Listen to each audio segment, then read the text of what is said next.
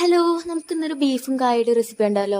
ഇത് എൻ്റെ റെസിപ്പി ആട്ടോ. നമുക്ക് ഇതിലോട്ട് ആദ്യം തന്നെ ബീഫും കറിവേപ്പില ഇട്ടു, ഇഞ്ചി വെളുത്തുള്ളി ചതച്ചത്, മഞ്ഞൾപ്പൊടി, ചതച്ചമുളക്, ഉപ്പ് ഇത്രയും ചേർത്തിട്ട് കൈ കൊണ്ട് തന്നെ നന്നായിട്ട് മിക്സ് ചെയ്യാം. ഇതൊരു 4-5 വിസിലെങ്കിലും മിനിമം വേണ്ടി വരും കേട്ടോ. നമുക്ക് എന്ത് ചെയ്യാൻ വേവിക്കാൻ വെക്കാം. ആ സമയം കൊണ്ട് നമ്മൾ ചട്ടി വെച്ചു, അതിലോട്ട് നമ്മൾ വെളിച്ചെണ്ണ തന്നെ വേണേ, വെളിച്ചെണ്ണ ഒഴിച്ചു. അത് കഴിഞ്ഞിട്ട് ഇഞ്ചി വെളുത്തുള്ളി ചതച്ചത് ഇട്ടു. അതിൻ്റെ പച്ചമുളക് ഒന്ന് മാറി വരുമ്പോൾ ഉള്ളി, ചെറിയുള്ളി, സബോള, പച്ചമുളക് ഇതെല്ലാം ഇട്ടു. ഉള്ളി എന്തോരം കൂടുന്നു അത്രയും ടേസ്റ്റ് കൂടും കേട്ടോ. ഇതും കൂടി ഇട്ട് മിക്സ് ചെയ്തു. അപ്പോഴേക്കും നമ്മുടെ ബീഫൊക്കെ വെന്തിട്ടുണ്ട്. അതുകൊണ്ട് നമുക്ക് എന്ത് ചെയ്യാം, ഇതൊക്കെ നമുക്ക് ജസ്റ്റ് ഒന്നിങ്ങനെ ചതയ്ക്കുന്ന പോലെ ജസ്റ്റ് ഒന്ന് ആക്കിയെടുക്കാം. ഉള്ളിയൊക്കെ അങ്ങനെ തന്നെ ഇട്ടാൽ മതി കേട്ടോ. നമ്മൾ അരിയണം നിർബന്ധമൊന്നുമില്ല. അത് കഴിഞ്ഞിട്ട് എന്ത് ചെയ്യാം, മഞ്ഞൾപ്പൊടി, മുളക് പൊടി എരിവിനനുസരിച്ച് മുളക് പൊടി ഇടാം കേട്ടോ. എന്നിട്ട് മല്ലിപ്പൊടി കുറച്ച് മതിയേ, അധികം വേണ്ട.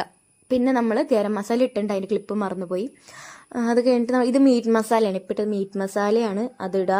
അത് കഴിഞ്ഞിട്ട് കുരുമുളക് പൊടിയാണ് മെയിനായിട്ട് നമ്മുടെ കറിക്ക് എരി വരുന്നത്. അത് കഴിഞ്ഞിട്ട് ജീരകപ്പൊടി ജീരകപ്പൊടി ഓപ്ഷനല്ല കേട്ടോ, ജീരകത്തിന് ഇഷ്ടമുള്ളവർ മാത്രം ഇട്ടാൽ മതി. അത് കഴിഞ്ഞിട്ട് കാശ്മീരി മുളക്, ഞാൻ കാശ്മീരി മുളക് പൊടി അത്യാവശ്യം നന്നായിട്ട് ഇടുന്നുണ്ട്. നല്ലൊരു കളർ വരെ, എരിവുണ്ടാവില്ലല്ലോ, അപ്പോൾ കളറിന് വേണ്ടി അത്യാവശ്യം നന്നായിട്ട് ഇടുന്നുണ്ട്.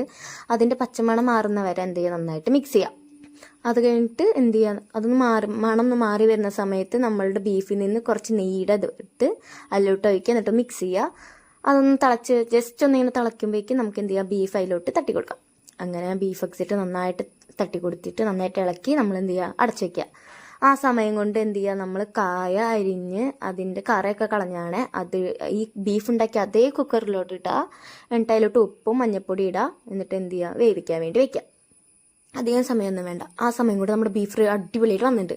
ഈ ബീഫിന് ഈ സമയത്ത് തിന്നാൻ തന്നെ അടിപൊളി ടേസ്റ്റാണ്. കായ ഇട്ടെങ്കിൽ കുഴപ്പമൊന്നുമില്ല കേട്ടോ. കായ ഇടാത്തവർക്കാണെങ്കിൽ അങ്ങനെ തന്നെ തിന്നാം. നമ്മൾ എന്ത് ചെയ്തു, നമുക്ക് കായ വേണം, അപ്പോൾ നമ്മൾ കുറച്ച് കായിട്ട് 5 മിനിറ്റ് നേരത്തേക്ക് വേവിക്കാൻ വെച്ചു. നമ്മുടെ ബീഫ് കറി അടിപൊളിയായിട്ട് റെഡി ആയിട്ടുണ്ട്. അടിപൊളി ടേസ്റ്റ്.